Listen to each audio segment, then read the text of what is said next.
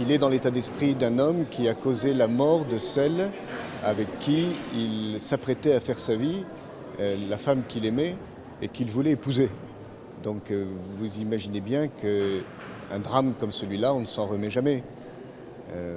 C'est un homme totalement dévasté, c'est une évidence. Et je pense que c'est quelque chose qui s'est très bien senti lors des débats de ce matin. Cet homme, cette nuit-là, a agi dans un acte de folie.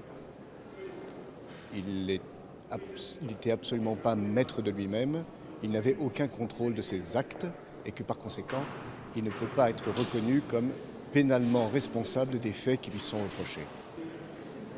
Ian Griffin a une position qui est très simple, qui est de dire qu'il ne se souvient de rien.